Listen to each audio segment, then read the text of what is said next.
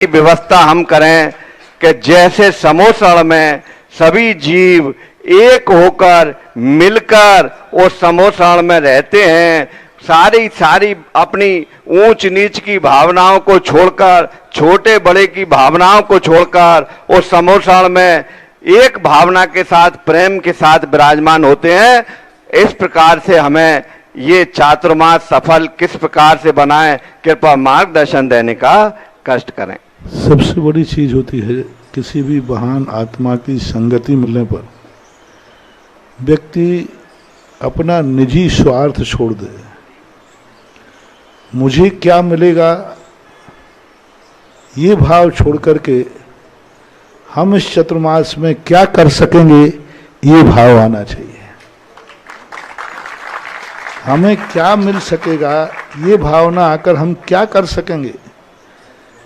हमने एक बार कहा था भगवान के मंदिर में इसलिए नहीं जाना चाहिए भगवान से हमें क्या मिलेगा, हम इसलिए जाना चाहिए हम भगवान को क्या दे सकेंगे। भगवान मेरे काम में क्या आएगा ये सोचने की अपेक्षा सोचना चाहिए मैं भगवान के किस काम आ सकता हूँ। इतनी तो अंतर है। व्यक्ति यूज कर रहा है सब वस्तु के लिए। मैंने अभी कहा था ना कि एक व्यक्ति गमले में पेड़ लगाता है, उसका भाव रहता है इस पेड़ से मुझे क्या मिलेगा, पत्ते मिलेंगे, फल फूल मिलेंगे, तो उससे हमें कुछ भी मिलने वाला नहीं है। हमारे लिए हिंसा का दोष लगता है, शोषण है। इस पेड़ से हमें क्या मिलेगा। अब उसी पेड़ से आप थोड़ी सी भावना करेंगे इस पेड़ को हम क्या दे सकेंगे जिससे हरा भरा रहे। मैं क्या कर सकता हूं इस पेड़ को कि जो हरा भरा रहे। हनुमान की भक्ति क्यों चमत्कृत हो गई, भगवान से ज्यादा ताकत हनुमान में है। क्यों? भगवान का पत्थर डूब गया, हनुमान का पत्थर तैर गया। मात्र एक काम में हनुमान ने अपनी जिंदगी में कभी ये नहीं सोचा श्री राम मेरे लिए किस काम में आएंगे, सदा एक ही सोचते रहे मैं श्री राम के कितने काम आऊंगा, मैं क्या कर सकता हूं। हर व्यक्ति जहां स्वार्थ आ जाता है मुझे क्या मिलेगा, मुझे कमेटी में तो लेंगे कि नहीं लेंगे, मुझे मूल में लेंगे कि नहीं लेंगे, हमें माइक मिलेगा कि नहीं मिलेगा, महाराज हमारे कॉलोनी में आएंगे कि नहीं आएंगे, महाराज हमारे मंदिर में आएंगे कि नहीं आएंगे, और महाराज नहीं आए तो फिर कष्टी है ना। बच्चों जैसा खेल हो गया। क्या तमाशा मचा रखा, बच्चों जैसा खेल हो गया। महाराज आओ तो फिर घनी करूरे मनोहार, और नहीं आए तो महाराज फिर कट्टी 4 महीने ना हम तुम्हारे पास आएंगे और हमें कोई मतलब नहीं।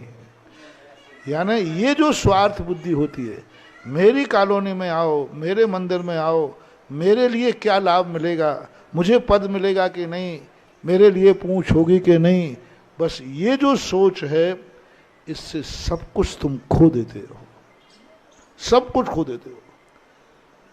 और तुम्हारे लिए इतना सा भाव अकेला परिवर्तित करना है मैं इस चतुर्मास में क्या कर सकूंगा। महाराज आवे या नहीं आवे, मैं महाराज के लिए क्या कर सकूंगा। इस चतुर्मास में मैं क्या कर सकूंगा। इस चतुर्मास में मेरी जिंदगी में क्या ऐसी घटना घटेगी जो मुझे स्मरण रहेगी। मैं क्या इस चतुर्मास में 4 महीने प्रवचन सुन सकूंगा। क्या इस चतुर्मास में 4 महीने में महाराज के चर्या में शामिल हो सकूंगा। क्या इस 4 महीने में मैं महाराज की आज्ञा पालन कर सकूंगा। मैं क्या कर सकूंगा। बस एक मोटिवेशन सारे आगरा में हो जाए तो ये चतुर्मास सारे जगत में जय जयकार हो। एक व्यक्ति ने कहा, कहीं दूसरे यहाँ की बात है, यहाँ की नहीं, कि महाराज आप हमारी कॉलोनी में चतुर्मास कर लीजिए, फिर देखो आप सेवा क्या होती है, फिर देखो सेवा क्या होती है। 24 घंटे महाराज सब धंधा पानी बंद करके एक पैर पे खड़ा रहूंगा, आप भी देखेंगे कि सेवा क्या होती है। मैंने कहा भैया तुम्हारी कॉलोनी में नहीं हुआ तो बोले महाराज जी पहले दिन आऊंगा और आखिरी दिवाली को आऊंगा, बस 2 के अलावा नहीं। तो मैंने कहा भैया तुझसे मेरे से कोई लेना देना नहीं है, तुझे जो कुछ भी समर्पण है अपनी कॉलोनी के लिए है, महाराज को कोई समर्पण नहीं है। और इसलिए आज पुण्यबंध का क्षय क्यों हो रहा है? आप लोग इतनी सेवा करते, इतनी भक्ति करते, इतना दान देते, फिर भी आप लोगों को पुण्यबंध नहीं हो रहा, फिर भी आप लोगों को शांति नहीं मिल रही। क्योंकि तुम लोगों को भगवान की भक्ति से मतलब नहीं है। तुम लोगों को मतलब है कि मेरा मोहल्ला, तुम्हारा मतलब है कि मेरे मोहल्ले में महाराज हों। इसलिए सारा का सारा पुण्य तुम्हें ये सोचना चाहिए, महाराज कहीं भी हो, जहां मैं रहूं वहां महाराज नहीं, जहां महाराज रहेंगे वहां मैं रहूंगा।